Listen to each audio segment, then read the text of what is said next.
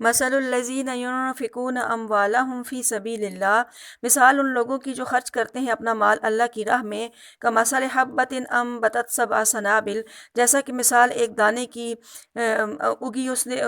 یعنی اگائی اس دانے نے 7 بالیاں، فی کل سنبلۃ مئۃ حبہ، ہر ایک بالی میں 100 دانہ، واللہ یضاعف لمن یشاء، اور اللہ تعالیٰ بڑھاتا ہے جس کے لیے چاہے، واللہ واسع علیم، اور اللہ تعالیٰ کشادگی والا جاننے والا ہے۔ اب یہاں سے جو ہے سورۃ البقرہ کا رکوع نمبر 36 شروع ہو رہا ہے، 35 رکوع اس سے پہلے ہم لوگ پڑھ چکے ہیں، اب 36ویں اس کے بعد یعنی 5 رکوع مزید رہ گئے ہیں۔ یہ 5 رکوع جو ہیں اس میں سے 4 رکوع تو مالی معاملات کے اوپر مشتمل ہیں، جس میں 2 رکوعوں میں اللہ تعالیٰ کی راہ میں مال خرچ کرنے کی ترغیب دی گئی، اس کے بعد جو تیسرا رکوع ہے اس میں سود کی ممانعت، اور چوتھے رکوع میں قرض اور رہن کے احکامات بیان کیے گئے ہیں۔ اب یہ جو پہلے 2 رکوع ہیں جس میں اللہ تعالیٰ کی راہ میں مال خرچ کرنے کی ترغیب دی گئی، وہاں جہاں پہ مال خرچ کرنے کی ترغیب ہے وہیں ساتھ ہی وہ شرائط بھی ہیں۔ یہ کون سی شرائط ہے جن کی وجہ سے مال اللہ تعالیٰ کی راہ میں دیا ہوا مال قبول ہوتا ہے، اور کون سی ایسی شرائط ہے جن کی وجہ سے اللہ تعالیٰ کی راہ میں دیا ہوا مال نہ صرف یہ کہ قبول نہیں ہوتا، ریجیکٹ ہو جاتا ہے، بلکہ وہ دینے والے کو کوئی اجر و ثواب بھی نہیں ہوتا، اور اس کا سارا ثواب بھی ضائع ہو جاتا ہے۔ تو اس میں جو ہے نا ان 2 رکوعوں میں 2 مثالیں تو اللہ تعالیٰ کی راہ میں مال قبول ہونے والوں کی بیان کی گئی ہیں، اور 2 مثالیں ان کی ہیں جن کا مال کسی طرح سے کسی وجہ سے ریجیکٹ ہو جاتا ہے، یعنی اس میں نمود ہوتی ہے، ریا ہوتی ہے، دکھاوا ہوتا ہے، جس کی وجہ سے اللہ تعالیٰ کی راہ میں وہ مال قبول نہیں ہوتا۔ تو اب جو ہے اس کو ہم دیکھتے ہیں تاکہ درجہ بدرجہ ایک آیت وائز کر کے، تاکہ ہمیں اس کی اچھی طریقے سے سمجھ آ جائے انشاءاللہ۔ تو پہلی آیت میں فرمایا کہ ان لوگوں کی مثال جو اللہ کی راہ میں اپنا مال خرچ کرتے ہیں، اس کی مثال ایک دانے کی ہے، جیسے زمین میں ایک دانہ بویا جاتا ہے، پھر وہ جب دانہ اگ جاتا ہے تو اس میں سے جب وہ بڑا ہو جاتا ہے، اس میں جیسے گندم کا ایک دانہ ہوتا ہے، اس میں بالی پیدا ہوتی ہے، ایک بالی پیدا ہوتی ہے، ایک دانہ 7 بالیاں پیدا کرتا ہے، اور ہر بالی میں 100 دانہ ہو، تو پھر کیا ہوتا ہے کہ ایک دانے سے آپ کو 100 دانے حاصل ہو سکتے ہیں۔ اسی طریقے سے اللہ تعالیٰ کی راہ میں جو مال جتنے خلوص کے ساتھ، جتنی محبت کے ساتھ، اور جتنے اخلاص کے ساتھ اللہ تعالیٰ کی راہ میں دیا جائے، تو 1 روپیہ جو ہے نا وہ 700 روپے خرچ کرنے کے برابر ہو سکتا ہے۔ اور آگے اللہ تعالیٰ نے فرمایا کہ واللہ یضاعف لمن یشاء، اللہ تعالیٰ جس کے لیے چاہتا ہے بڑھا دیتا ہے، اور اللہ تعالیٰ کشادگی والا جاننے والا ہے، کیونکہ اللہ تعالیٰ اپنے وہ یعنی اتنا زیادہ وسیع اجر و ثواب عطا فرماتا ہے کہ جو انسان کی تصور اور اس کے خیال سے بھی ماوراء ہوتا ہے۔ صحیح اور معتبر حدیث میں بھی ہے کہ ایک نیکی کا ثواب اس کا 10 گنا ملتا ہے، اور 700 گنا تک پہنچ سکتا ہے۔ حضرت عبداللہ بن عباس رضی اللہ تعالیٰ عنہ نے فرمایا کہ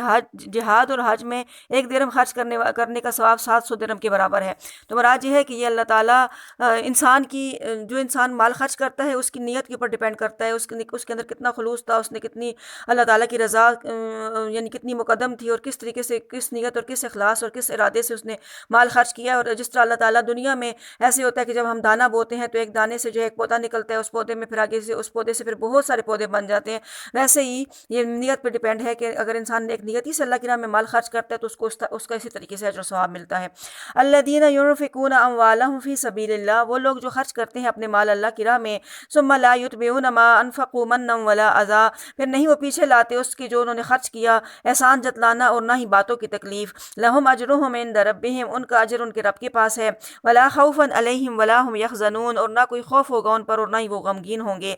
اب یہاں پہ اس آیت میں یہ بتا دیا کہ جو لوگ اللہ کی راہ میں مال خرچ کرتے ہیں، لیکن مال خرچ کرنے کے بعد جس کو مال دیا جاتا ہے اس کو نہ تکلیف دی جائے، نہ احسان جتلایا جائے، تو جو لوگ ایسے کرتے ہیں تو ان کا مال تو قبول ہوگا، لیکن جو ایسے نہیں کریں گے، یعنی کسی کو مال دے دیا پھر اس کے بعد ساری زندگی اس کے اوپر احسان جتلاتا رہا، تو اس سے اس کا مال دیا وہ ضائع ہو جائے گا۔ قول معروف و مغفرۃ خیر من صدقۃ یتبعها اذى، اچھی بات کہہ دینا اور معاف کر دینا، ادھر گزر کرنا بہتر ہے اس صدقہ سے جس کے پیچھے لگی ہو یعنی باتوں کی تکلیف، وہ پیچھے لگائے اس کی باتوں کی تکلیف۔ واللہ غنی حلیم، اور اللہ تعالیٰ بے نیاز یعنی بہت ہی غنی ہے اور حوصلے والا ہے۔ یا ایھا الذین آمنوا لا تبطلوا صدقاتکم بالمن والاذی، اے ایمان والو مت تم باطل کرو اپنے صدقات کو احسان جتلا کر اور باتوں کی تکلیف کے ساتھ۔ کالذی ینفق مالہ رئاء الناس، اس شخص کی طرح جو خرچ کرتا ہے اپنا مال لوگوں کو دکھانے کے لیے، ولا یؤمن باللہ والیوم الآخر، اور نہیں وہ ایمان لاتا اللہ پر اور آخرت کے دن پر۔ ومثلہ کمثل صفوان علیہ تراب، اس کی مثال ایسی ہے جیسا کہ ایک پتھر ہو، اس کے اوپر مٹی ہو، فاصابہ وابل فترکہ صلدا، پھر پہنچی اسے تیز بارش، پھر وہ کر دے اس کو صاف صاف چٹیل۔ لا یقدرون علی شیء مما کسبوا، نہیں وہ قابو پا سکتے کسی بھی چیز پر ان اعمال میں جو انہوں نے کمائے۔ واللہ لا یہدی القوم الکافرین، اور اللہ تعالیٰ نہیں ہدایت دیتا کافر قوم کو۔ اب یہاں پہ اس آیت میں اس طرح کے مال خرچ کرنے کی مثال بیان کی گئی ہے جو لوگ ریا کے لیے مال خرچ کرتے ہیں، لوگوں کو دکھاوے کے لیے مال خرچ کرتے ہیں، یا ان کے خرچ کرنے سے اللہ تعالیٰ کی رضا مقصود نہیں ہوتی۔ تو اس کو اس مثال سے بیان کیا گیا کہ جیسے ایک پتھر ہوتا ہے، ویسے اگر زمین کے اندر جو دانہ بویا جاتا ہے اس سے تو یہ امکان ہے کہ اس میں سے کوئی پودا نکلے گا اور پھر آگے کوئی پھل پھول دے گا، لیکن اس کی مثال ایسی ہے جیسے ایک پتھر ہوتا ہے، پتھر کے اوپر کوئی کیچڑ گارا وغیرہ جمع ہو جاتا ہے، مٹی وغیرہ ڈسٹ جمع ہو کہ وہ ایک موٹی تہ اس کے اوپر لگ جاتی ہے، تو کوئی اس کے اندر دانہ ڈال دے اور یہ سمجھے کہ اس میں سے کوئی میرا بہت بڑا پودا نکلے گا، لیکن اگر اچانک تیز بارش ہو جائے اور وہ پتھر کے اوپر جو مٹی تھی وہ ساری بہہ نکلے اور وہ دانہ بھی ساتھ بہہ جائے تو اس کو پھر اس کا کوئی بھی فائدہ نہیں مل سکتا۔ تو وہ اس دانے سے نہ صرف یہ کہ آگے پودا نکلنے کا اور اس سے کوئی پھل پھول اور فائدہ حاصل کرنے کا سوچ رہا تھا، الٹا یہ کہ اس کا اپنا دانہ بھی بہہ کے چلا گیا۔ تو یہ ان لوگوں کی مثال ہے جو دکھاوے کے لیے خرچ کرتے ہیں اور جن کے صدقات قبول نہیں ہوتے اللہ تعالیٰ کی بارگاہ میں۔ وَمَثَلُ الَّذِينَ يُنْفِقُونَ أَمْوَالَهُمْ ابْتِغَاءَ مرضات اللہ، اور مثال ان لوگوں کی جو خرچ کرتے ہیں اپنے مال اللہ تعالیٰ کی رضا کی تلاش میں، وَتَثْبِيتًا مِّنْ أَنفُسِهِمْ، اور اپنی جانوں کی ثابت قدمی کے ساتھ، كَمَثَلِ جَنَّةٍ بِرَبْوَةٍ، جیسا کہ مثال ایک بلند باغ کی، فَأَصَابَهَا وَابِلٌ فَآتَتْ أُكُلَهَا ضِعْفَيْنِ، پھر پہنچی اسے بارش، پھر وہ لایا اپنا پھل دگنا، فَإِن لَّمْ يُصِبْهَا وَابِلٌ فَطَلٌّ، پھر اگر نہ پہنچے اسے بارش تو پھر ہلکی پھوار ہی کافی ہے۔ وَاللَّهُ بِمَا تَعْمَلُونَ بَصِيرٌ، اور اللہ تعالیٰ دیکھنے والا ہے ان اعمال کو جو تم کرتے ہو۔ اب اس مثال میں ان لوگوں کی مثال ہے جو اللہ کی رضا کے لیے اور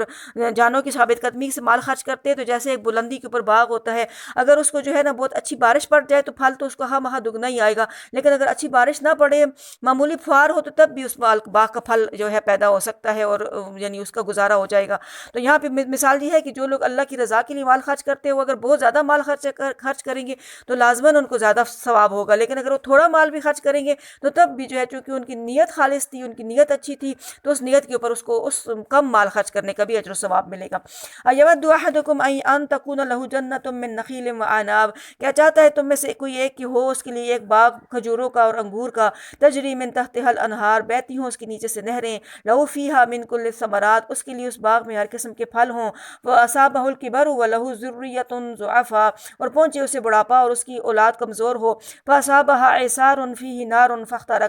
پھر پہنچے اسے ایک بگولا اس کے اندر آگ ہو، پھر وہ باغ جل جائے۔ كَذَلِكَ يُبَيِّنُ اللَّهُ لَكُمُ الْآيَاتِ لَعَلَّكُمْ تَتَفَكَّرُونَ، اسی طریقے سے بیان کرتا ہے اللہ تعالیٰ تمہارے لیے آیات تاکہ تم غور و فکر کرو۔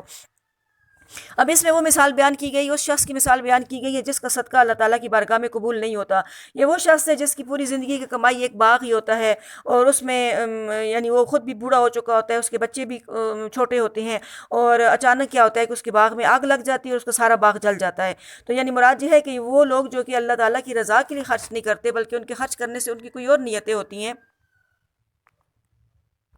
تو ان کی نیکیوں کو یوں ہی آگ لگ جاتی ہے اور ان کا اجر یوں ہی برباد ہو جاتا ہے، جیسے اس باغ کو آگ لگ گئی اور اس کا مالک تباہ و برباد ہو گیا۔ تو اللہ تعالیٰ یہ تمام مثالیں دے کر اس لیے بیان فرماتے ہیں کہ ہم ان میں غور کریں اور عبرت پکڑیں اور اپنا سارا کیا دھرا آخرت میں ضائع نہ کریں۔ تو جیسے اس مثال میں یہ بیان کیا گیا کہ وہ شخص خود بھی بوڑھا ہو جاتا ہے، اگر جوان ہو تو دوبارہ شاید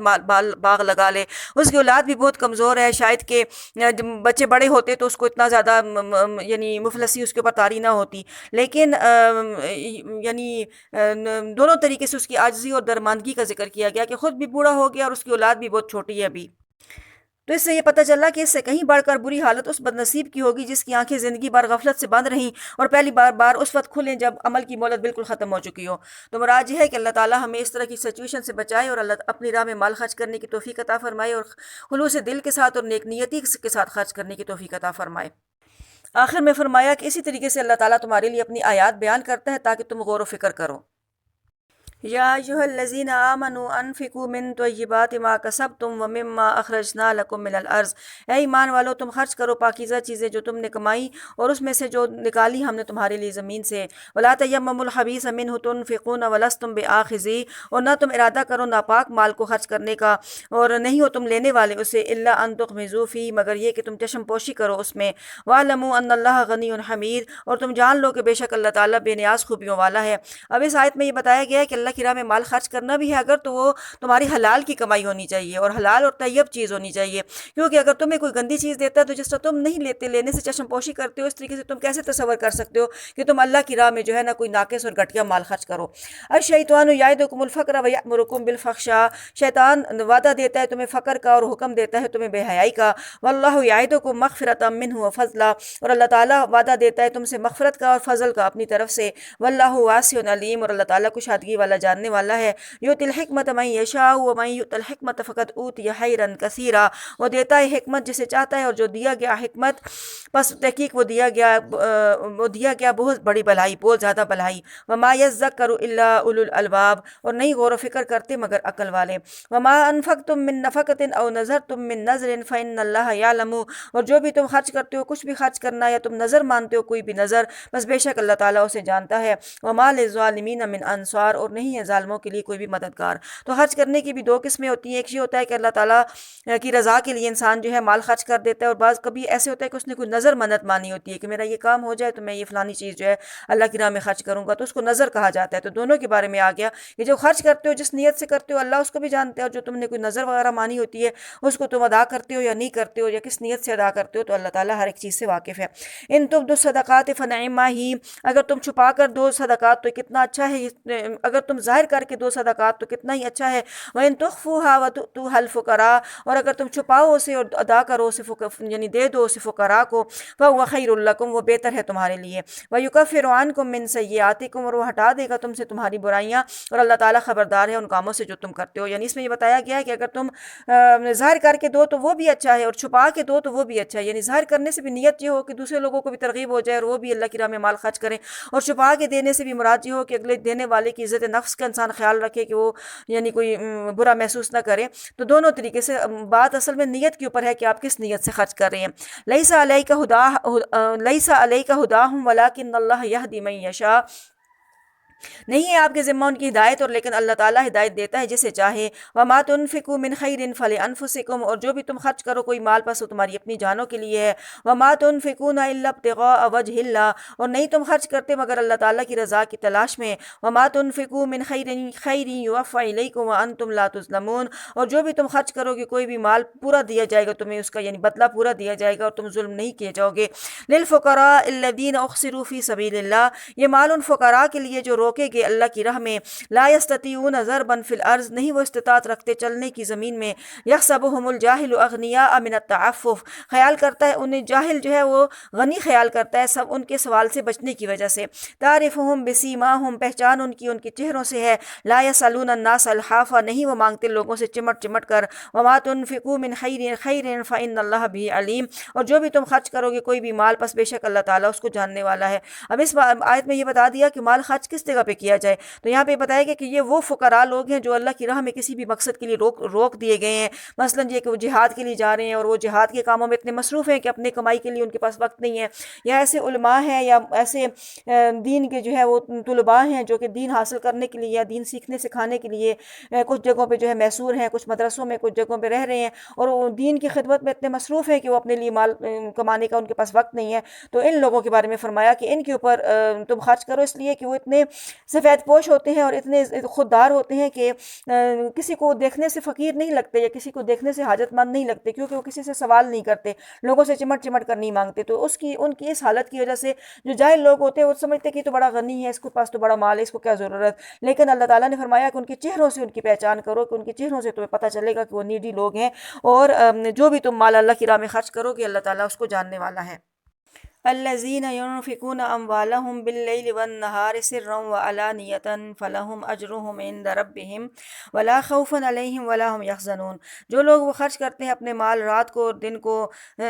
پوشیدہ طور پر اور ظاہرہ طور پر، پھر ان کے لیے ان کا اجر ان کے رب کے پاس ہے، اور نہ کوئی خوف ہوگا ان پر اور نہ ہی وہ غمگین ہوں گے۔ الذين يأكلون الربا لا يقومون إلا كما يقوم الذي يتخبطه الشيطان من المس، وہ لوگ جو سود کھاتے ہیں نہیں وہ کھڑے ہو سکیں گے یعنی قیامت کے دن، جیسا کہ کے کھڑا ہوتا ہے وہ شخص کی حواس باختہ کر دیا ہو، اس کو شیاطین نے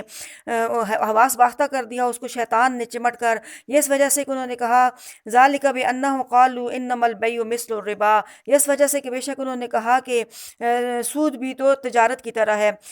تجارت بھی سود کی طرح ہے، وَأَحَلَّ اللَّهُ الْبَيْعَ وَحَرَّمَ الرِّبَا، اور حلال کیا اللہ تعالیٰ نے تجارت کو اور حرام کیا سود کو، وَمَنْ جَاءَهُ مَوْعِظَةٌ مِّن رَّبِّهِ فَانْتَهَىٰ فَلَهُ مَا سَلَفَ، پھر جو شخص کے آ گئی اس کے پاس نصیحت اس کے رب کی طرف سے، پھر اس کے لیے ہے جو گزر چکا، فَانْتَهَىٰ پھر وہ باز آ گیا، پھر اس کے لیے جو وہ گزر چکا، وَأَمْرُهُ إِلَى اللَّهِ اور اس کا فیصلہ اس کا حکم اللہ کی طرف ہے، وَمَنْ عَادَ فَأُولَٰئِكَ أَصْحَابُ النَّارِ اور جو دوبارہ کرے گا پھر وہی آگ والے ہیں، ہم فیہا خالدون وہ اس میں ہمیشہ رہنے والے، یمحق اللہ الربا ویربی الصدقات مٹاتا ہے اللہ تعالیٰ سود کو اور بڑھاتا ہے صدقات کو، واللہ لا یحب کل کفار اثیم اور اللہ تعالیٰ نہیں پسند کرتا ناشکر گناہ گار کو۔ اب پیچھے جو 2 رکوعوں میں صدقہ اور خیرات کی فضیلت بیان کی گئی اور صدقہ اور خیرات کرنے کی ترغیب دی گئی، تو ظاہر صدقہ اور خیرات وہ چیز ہے جس سے انسانیت کا درد انسان کے دل میں پیدا ہوتا ہے، انسانیت کا احساس پیدا ہوتا ہے، انسان غریبوں کی خدمت کر کے اس کو ایک سیٹسفیکشن حاصل ہوتی ہے، خوشی نصیب ہوتی ہے۔ وہیں پہ آگے پھر سود کی ممانعت بیان کی گئی، یعنی جہاں پہ مال اللہ کی راہ میں مال خرچ کرنا اور صدقہ اور خیرات کرنا ہے، سود اس کے بالکل اپوزٹ ہے۔ صدقہ اور خیرات سے انسان جو انسانیت کی خدمت کرتا ہے، غریبوں کی خدمت کرتا ہے، ان کی غریب پروری کرتا ہے، لیکن سود کے ذریعے جو ہے غربت کا استحصال ہوتا ہے، اس کو ایکسپلائٹ کرتا ہے، اس کو یعنی ان کی غربت سے فائدہ اٹھاتا ہے اور اپنا مال بجائے اس کے کہ وہ اپنے سامنے دیکھے کہ کوئی غریب ہے، بھوک سے تڑپ رہا ہے، بیمار ہے، اس کو کوئی ضرورت پیش آ گئی ہے تو وہ اس کی صدقہ خیرات کے ذریعے اس کی مدد کرے یا اس کو جو ہے بغیر سود کے قرض دے دے کچھ عرصے کے لیے، لیکن وہاں پہ وہ کیا کرتا ہے کہ اس کی مجبوری سے فائدہ اٹھاتا ہے اور اس کو قرض بھی دیتا ہے، لیکن وہ سود کے اوپر دیتا ہے اور اس کو اس کے لیے ساتھ کچھ شرائط لگا دیتا ہے کہ بھائی تم نے اتنے عرصے کے بعد اس کو واپس کرنا ہے اور اس کے ساتھ اتنی بڑھوتری تم نے مجھے دینی ہے۔ سود کا مطلب ہی ہوتا ہے اپنے مال کے اوپر جو ہے نا زیادہ مال وصول کرنا۔ تو یہاں پہ ان لوگوں کی بھی ایک جو ایک تصور تھا، ایک کانسیپٹ تھا، اس کی بھی تردید کر دی گئی کہ کچھ لوگ یہ سمجھتے تھے کہ سود بھی تو تجارت کی طرح ہی ہے، کیونکہ سود میں بھی اضافی مال آپ کے پاس آتا ہے اور تجارت میں بھی نفع آپ کے پاس آتا ہے، اضافی مال آپ کے پاس آتا ہے۔ تو اللہ تعالیٰ فرماتے ہیں کہ اگرچہ دونوں کی صورت میں اضافی مال انسان کے پاس آتا ہے، لیکن دونوں کی طریقہ کار میں زمین و آسمان کا فرق ہے، کیونکہ جو تجارت ہوتی ہے اس میں انسان کی محنت بھی ہوتی ہے، اس میں انسان کا مال بھی ہوتا ہے اور اس میں نفع اور نقصان کا احتمال بھی ہوتا ہے، لیکن جو سود ہے اس میں محنت بھی نہیں ہوتی، صرف اور صرف انسان مال دیتا ہے اور نقصان کا کوئی اندیشہ نہیں ہے، صرف فائدہ ہی فائدہ ہے۔ اور دوسری بات یہ ہے کہ اس میں غریبوں کا نقصان ہے، غریبوں کا ان کا استحصال ہے، تو لہٰذا اللہ تعالیٰ نے فرمایا کہ ایک تو سود خور کی جو ہے بہت بڑی سزا بتائی گئی، ایک تو یہ بتایا گیا کہ جو لوگ سود کھاتے ہیں وہ قیامت کے دن یوں کھڑے ہوں گے جیسے کسی کو جن چمٹ جاتے ہیں اور جن چمٹ کے اس کو حواس باختہ کر دیتے ہیں، تو وہ شخص اس طریقے سے حواس باختہ حالت میں جو ہے قیامت کے دن کھڑا ہوگا۔ اور دنیا میں بھی دیکھا جاتا ہے کہ جن لوگوں کے دل میں مال کی بہت محبت ہوتی ہے اور ساری زندگی سود کھا کھا کے وہ دنیا میں بھی مال کے پیچھے اسی طریقے سے باولے ہوئے پھرتے ہیں اور ایسے لگتا ہے کہ بس مال و دولت ہی ان کا کعبہ اور قبلہ ہے، اس کے علاوہ ان کے لیے کچھ بھی ان کو نظر نہیں آتا۔ تو ایک تو یہ فرمایا کہ وہ اس طرح کھڑے ہوں گے جیسے وہ شخص کھڑا ہوتا ہے جنہوں نے جو ہے چمٹ کے حواس باختہ کر دیا ہو، اور دوسرا یہ بتایا کہ ان لوگوں کی اس عقیدے کی تردید کی گئی ہے، اس کانسیپٹ کی تردید کی گئی کہ وہ لوگ جو کہتے ہیں کہ تجارت بھی تو یہ سود کی طرح ہے، تو اللہ تعالیٰ نے فرمایا کہ نہیں، تجارت سود کی طرح نہیں ہے، بلکہ تجارت میں اور سود میں زمین و آسمان کا فرق ہے۔ تجارت جو ہے نا اللہ تعالیٰ اور دوسرا یہ ہے کہ اللہ تعالیٰ یہ بتا دیا اللہ تعالیٰ نے کہ اللہ تعالیٰ سود کو مٹاتا ہے اور صدقات کو بڑھاتا ہے، یعنی نہ صرف یہ کہ سود کا کوئی اجر و ثواب نہیں ہے، بلکہ سود کا یعنی لانگ ٹرم میں کوئی فائدہ بھی نہیں ہے۔ یہی وجہ ہے کہ ایک حدیث شریف میں بھی آتا ہے جس کا مفہوم یہ ہے کہ سود جو ہے اگرچہ زیادہ ہی کیوں نہ ہو، لیکن اس کا انجام آخر کار جو ہے گھاٹے کی طرف لوٹا کے لے جاتا ہے، اور اس کے برعکس اللہ تعالیٰ صدقات کو بڑھاتا ہے۔ صدقات کا فائدہ نہ صرف یہ کہ انسان کو اس دنیا میں ملتا ہے بلکہ آخرت کے لیے بھی اس کا فائدہ سٹور ہو جاتا ہے، اور آخرت میں بھی اللہ تعالیٰ اس کو اجر و ثواب بڑھا چڑھا کے عطا فرماتے ہیں۔ اب یہ یہاں پہ 2 آیتوں میں سود، 2-3 آیتوں میں سود کی ممانعت بیان کی گئی، اس کے بعد ان لوگوں کی تعریف کی گئی جو کہ اللہ تعالیٰ کے اوپر ایمان لاتے ہیں اور نیک عمل کرتے ہیں، کہ بے شک وہ لوگ جو ایمان لائے اور نیک عمل کی اور نماز قائم کی اور زکوٰۃ ادا کی، ان کے لیے ان کا اجر ان کے رب کے پاس ہے اور نہ کوئی خوف ہوگا ان پر اور نہ ہی وہ غمگین ہوں گے۔ یعنی یہ ایسے لوگ ہیں کہ اللہ تعالیٰ نے ان کو ایسی قلبی سیٹسفیکشن عطا کی ہے کہ نیک نیتی سے اللہ کی راہ میں مال بھی خرچ کر دیتے ہیں اور نیک اعمال بھی کرتے ہیں، تو اللہ تعالیٰ جو ہے نا ان کو ایسا اجر و ثواب عطا فرماتے ہیں اور ایسی سیٹسفیکشن عطا کرتے ہیں کہ نہ ان کو ماضی کا کوئی غم ہوتا ہے اور نہ مستقبل کے بارے میں انہیں کوئی فکر ہوتی ہے۔